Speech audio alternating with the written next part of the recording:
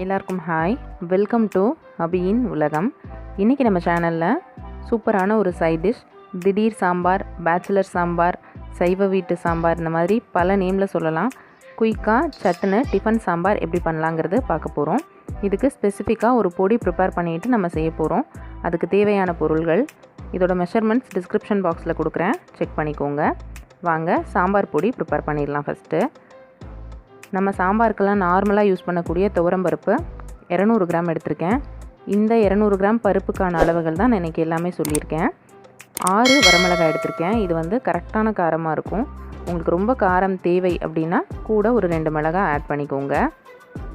இந்த மிளகாய் கூட நம்ம சாம்பார் நல்லா கலர்ஃபுல்லாக இருக்கணுங்கிறதுக்காக ஒரு 4 காஷ்மீரி மிளகாய் எடுத்திருக்கேன். இது ஆப்ஷனல் தான், உங்களுக்கு வேணும்னா எடுத்துக்கோங்க. இது ஜஸ்ட் வந்து காரம் கொடுக்காது, கலர் மாத்திரம்தான் கொடுக்கும். அதனால் நான் ஒரு 4 போல் சேர்த்துருக்கேன். அடுத்ததாக 1 டேபிள் ஸ்பூன் சீரகம் எடுத்திருக்கேன், 1 டீஸ்பூன் வெந்தயம், அரை டீஸ்பூன் மிளகு, ஒரு சின்ன துண்டு கட்டி பெருங்காயம் எடுத்திருக்கேன். உங்கள்கிட்ட கட்டி பெருங்காயம் இல்லைன்னா இதை தவிர்த்துட்டு நீங்கள் சாம்பார் தாளிக்கிறப்ப தூள் பெருங்காயம் சேர்த்து தாளிச்சிக்கலாம். இந்த கட்டி பெருங்காயம் சேர்க்குறப்ப நல்லா வாசனையாக இருக்கும், அதனால் நான் எடுத்திருக்கேன். இவ்வளோ தான் நமக்கு இன்ஸ்டன்ட் சாம்பார் பொடிக்கு தேவையான பொருள்கள். இப்போ ஃபஸ்ட்டு ஒரு வெறும் வாணலியில் எண்ணெய் எதுவுமே நான் சேர்க்கலை.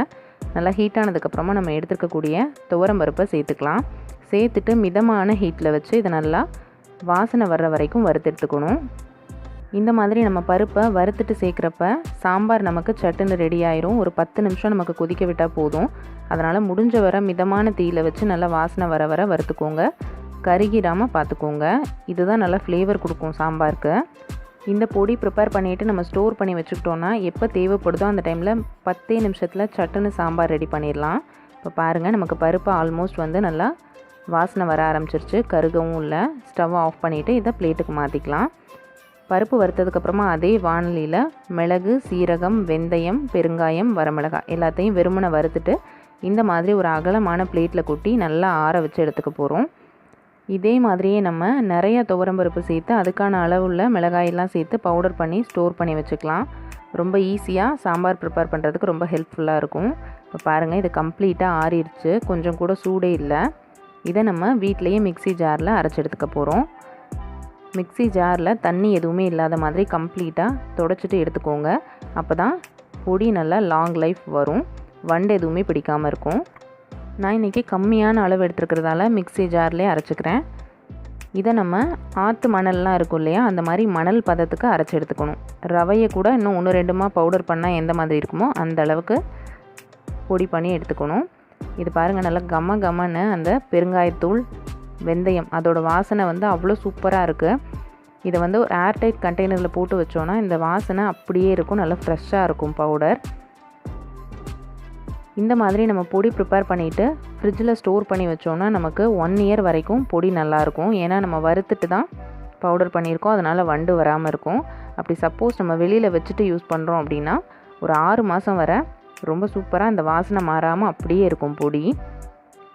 இந்த பொடியில் ஜஸ்ட் வந்து ஒரு 2 டேபிள் ஸ்பூன் பொடி எடுத்து போட்டு நம்ம சாம்பார் வச்சாலே போதும். ஒரு வேளைக்கு ஒரு 3-4 பேர் சாப்பிட்லாம், அந்தளவுக்கு நமக்கு சாம்பார் கிடைக்கும். நம்ம நார்மலாக சாம்பார் செய்யணும் அப்படின்னா புளி கரைக்கணும், பருப்பு வேக வைக்கணும், காய்கறி கட் பண்ணணும், இந்த மாதிரி நிறைய ஒர்க் இருக்கும், ப்ராசஸ் அதிகம். பட் இந்த மாதிரி பவுடர் பண்ணி வச்சுட்டா சிம்பிளாக சட்டுன்னு சாம்பார் செஞ்சிடலாம். உங்களுக்கு சாம்பார் இன்னும் கொஞ்சம் கூட திக்காக வேணும் அப்படின்னா இந்த பொடிக்கு நம்ம வறுக்கிறப்பே ஒரு 1 டேபிள் ஸ்பூன் கடலைப்பருப்போ இல்லை ஒரு 1 டேபிள் ஸ்பூன் நம்ம சாதத்துக்கு யூஸ் பண்ணக்கூடிய அரிசியோ சேர்த்து அதையும் வெறும் வாணலியில் வறுத்துட்டு சேர்த்து பவுடர் பண்ணி வச்சிட்டிங்கன்னா சாம்பார் நம்ம எப்போ வச்சாலும் நல்லா திக்காக கிடைக்கும். நான் இன்றைக்கி ப்ளைனாக தான் அரைச்சிருக்கேன், இதுவே நல்ல திக்னஸ் கொடுக்கும். இந்த பொடி பயன்படுத்தி எப்படி சாம்பார் செய்யலாம் அப்படிங்கிறதும் இந்த வீடியோவோட எண்டில் இருக்குது. வீடியோவை எண்டு வர பாருங்கள். இந்த மாதிரி நல்ல ஒரு ஏர்டைட் கண்டெய்னரில் போட்டு ஸ்டோர் பண்ணி வச்சுக்கலாம். இந்த டைப் ஆஃப் சாம்பார் பேச்சுலர்ஸ்க்கு ரொம்ப யூஸ்ஃபுல்லாக இருக்கும். இந்த பொடி மாத்திரம் நம்ம ஒன்ஸ் ப்ரிப்பேர் பண்ணிட்டோன்னா போதும், சாம்பார் ஒரு 10 நிமிஷத்தில் ஈஸியாக ரெடி பண்ணிடலாம். இப்போ இதை பயன்படுத்தி எப்படி சாம்பார் செய்யலாங்கிறது பார்க்கலாம் வாங்க. நம்ம அரைச்சி வச்சுருக்கக்கூடிய பொடி அதில் வந்து ஜஸ்ட் ஒரு 1.5 டேபிள் ஸ்பூன் நான் எடுத்துக்கிறேன். இதை ஒரு 1 டம்ளர் போல் தண்ணி விட்டுட்டு கட்டி எதுவுமே இல்லாத மாதிரி கரைச்சி எடுத்துக்கலாம். நான் முன்னாடியே சொன்ன மாதிரி ரொம்ப திக்காக சாம்பார் வேணும் அப்படின்னா இது கூட நம்ம அரிசியோ கடலைப்பருப்போ சேர்த்து பவுடர் பண்ணிக்கலாம், நல்லா திக்காக கிடைக்கும். இப்போ ஒரு பேனில் 1 டேபிள் ஸ்பூன் நல்லெண்ணெய் விட்டுருக்கேன்.